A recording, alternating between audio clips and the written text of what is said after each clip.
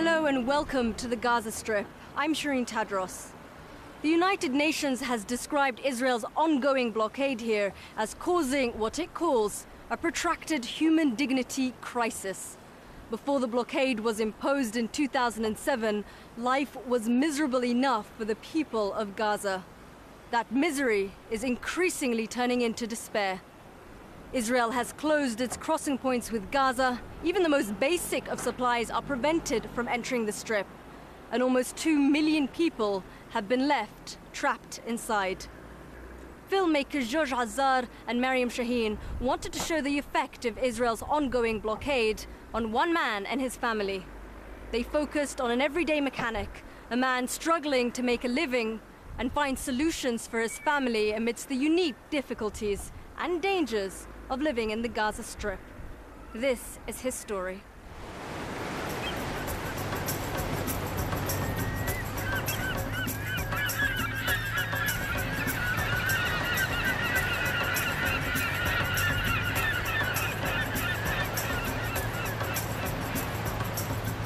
أنا اسمي منزر الداية، عمري 40 سنة.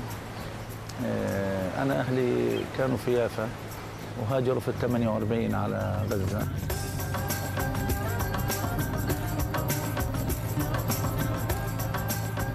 أنا من سكان معسكر الشاطئ. أنا أعون أسرة من 8 أفراد، عندي 5 بنات و3 أولاد، وأنا مهنتي ميكانيكي. Munzer's home in Gaza City, a place of ruin and disrepair.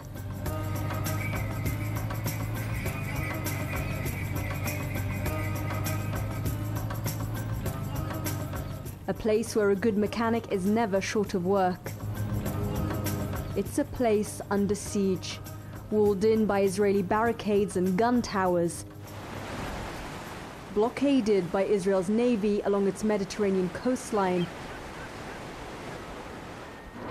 and closed off at its southern border with Egypt. Munzer yearns for freedom, like the rest of the almost 2 million people living in the narrow coastal strip of Gaza, locked inside one of the most densely populated areas on earth. كان عمري 8 سنين ولا 9 سنين.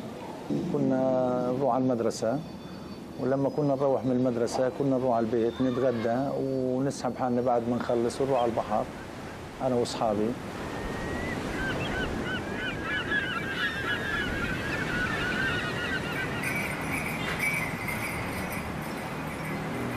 بعد ما نخلص طبعا يجي ميعاد الغداء تبع أبويا كان فتح ورشة، كنت أخذ الغداء وأودي له إياه.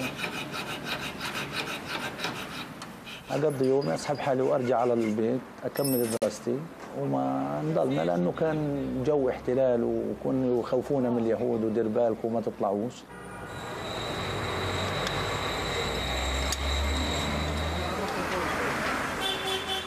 Israel's permanent military presence in Gaza ended in 2005, but for over 2 years it has enforced a siege on the territory, which has left the people cut off and desperate.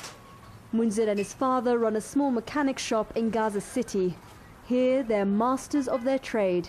With skill, a bit of creativity and the correct tools, they can fix just about any engine, bringing back to life what at first glance looks like it could never be repaired.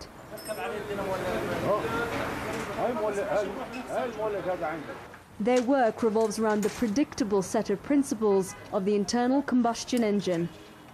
The world outside their workplace is very different.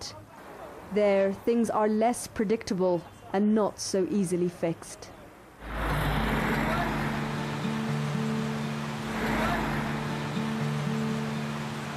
صار عمري تقريبا 21 سنة، تزوجت بنت عمي وكملنا اللي هي المسيرة تبعتنا، والحمد لله الله أكرمنا ببنت، وبلشت الحياة بعد ما أجوني أولاد وصار عندي اللي هو المشاكل بالنسبة لهم. بلشت الحياة إنه ما عم أفرق بين الشغل وبين علاج الأولاد. والله لا كنت والحمد لله يعني برمجت أموري إني أنا أكون يعني بدي أعيش وبدي أعيش اللي وراي.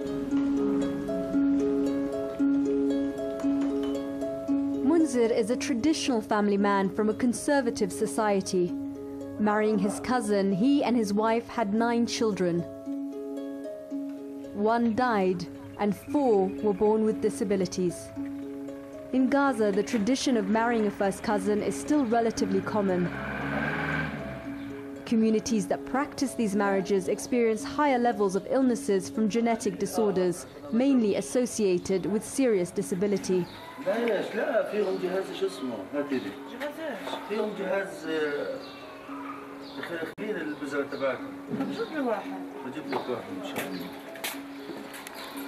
Munzer's eldest daughter, Ruwaida, is blind. Munzer takes her to Braille lessons at a special center for the blind. يعني مسكر الجمعية فيش حدا هاي الويدة هانا وبعدين معايا وفد لكم بس تعال يلا يا ويدة. They're often the first to arrive. Ruwaida's blindness is something Munzer can't fix.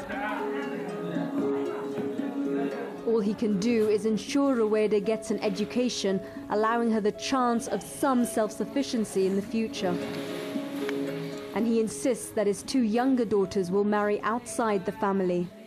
لحد سنة أولى الجامعة كنت بشوف عادي يعني الحمد لله رب العالمين صح كنت بشوف بعين وعين لا بس ما كنتش أحتاجها الحمد لله. الفصل الثاني اللي هي من السنة الأولى للجامعة صارت هي عندها مشكلة اللي هي بطلت أشوف بالمرة. ديري بالك. لا أنتي مش أنا اللي مش حدا.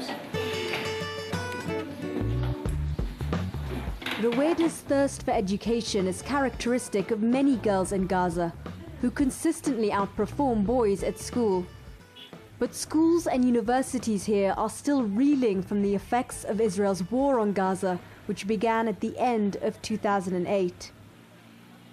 The problems are compounded by the Israeli blockade, preventing construction material into Gaza for rebuilding and repair work. Despite the obstacles, Munzer is determined to invest in Ruwaida's education. Ruwaida's biggest challenge is to keep a balance between her many aspirations and the realities of living in Gaza. Her dream is to travel abroad for treatment that might restore her sight. كل مرة بتصعب بزيادة يعني نظام تحديات صار بينه وبين الحياة اللي أنا عايشاها. يعني خلص بيطري بدي اتحضر لانه في عشان اوصل للي بدي اياه، بعد ما اخلص الدوره هذه راح اقدم الطلب تبعي، وافقوا عليه كان بها، ما وافقوش عليه بدي اضطر اني ارجع اكمل جامعه. او اذا يعني فكت الحكايه وسمعت قصه السفر اللي تبعت لندن اللي هي العلاج ما العلاج، بجوز احط في راس ابويا يعني انه ياخذني هناك. بجوز.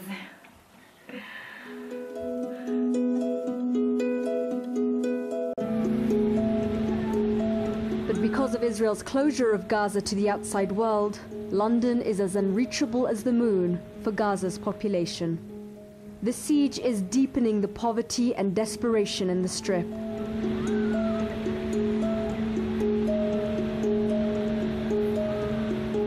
Cut off from the world, the people of Gaza, like Munzer, feel imprisoned and abandoned.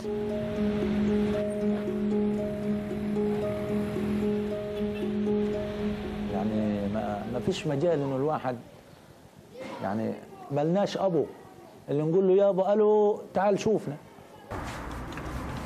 After Hamas seized control of Gaza from its rival Fatah movement in mid-2007, Israel enforced its blockade, collectively punishing the people of Gaza.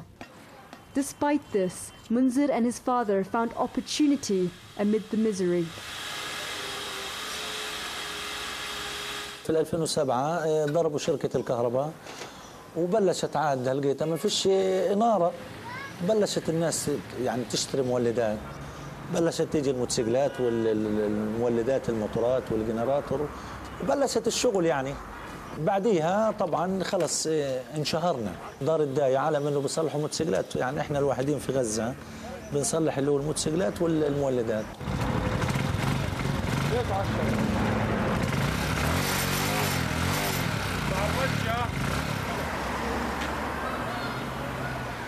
أنا بستناك.